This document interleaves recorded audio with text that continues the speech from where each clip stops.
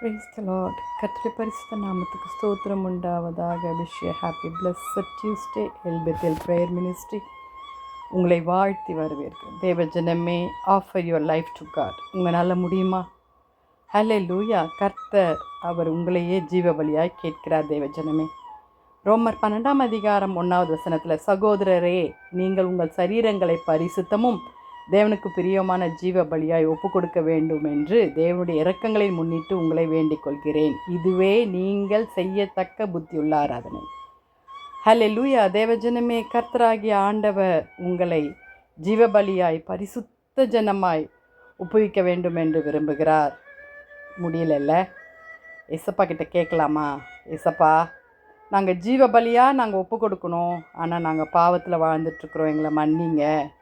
பவுல் அப்போஸ்தலன், ஹல்லேலூயா, அவருடைய இரக்கங்களினாலே தான் நம்ம ரட்சிக்கப்பட்டிருக்கிறோம். அவருடைய கருணையினால தான் நம்ம மீட்கப்பட்டிருக்கிறோம். மீட்கப்படாத ஜனங்கள், ரட்சிக்கப்படாத ஜனங்கள், உங்கள் அவயங்களை அசுத்தத்திற்கு நீங்கள் பலியாகி கொண்டிருக்கிறீங்களா? கஷ்டப்பட்டு உழைக்கிறீங்க, சம்பாதிக்கிறீங்க, பாவ பழக்கம், குடி, போதை, கஞ்சா, ஹல்லேலூயா, பாக்கு போடுற பழக்கங்கள், இதில் நீங்கள் அடிமைத்தனமாய் நீங்கள் சம்பாதிக்கிற கஷ்டப்படுற காசை கொண்டு போய் அதுக்கு நீங்கள் கொடுத்து உங்களை நீங்களே கெடுத்துக்கிறீங்க. உங்கள் உடல்களை ஜீவ பலியாய் அர்ப்பணியுங்கள் என்று ஆண்டவர் சொல்லுகிறார். பழைய ஏற்பாட்டில் அநேக பலிகள் இருக்கிறது. ஆடு மாடுகளெல்லாம் பலி கொடுப்பாங்க பாவத்துக்காக. ஆனால் ஜீவ பலியாய் கர்த்தராகிய இயேசுவே நமக்காக வந்து பலியாய் நம்மோடு வாழ்ந்து கொண்டிருக்கிறார். தேவஜனமே, அவர் பரிசுத்தமாய் நீங்கள் இருக்கணும், தேவனோடு பிரியமாய் நீங்கள் வாழணும்னு கூப்பிட்டுருக்கிறார். வாலிப பிள்ளைகளே, பாவத்திலிருந்து விலகி தேவனே மகிழ்வுக்கும் வாழ்வை அவர் விரும்புகிறார். நாம் ஏன் அதை செய்ய முடியல? கர்த்தரிடத்தில் கேட்போமா? ஹல்லேலூயா.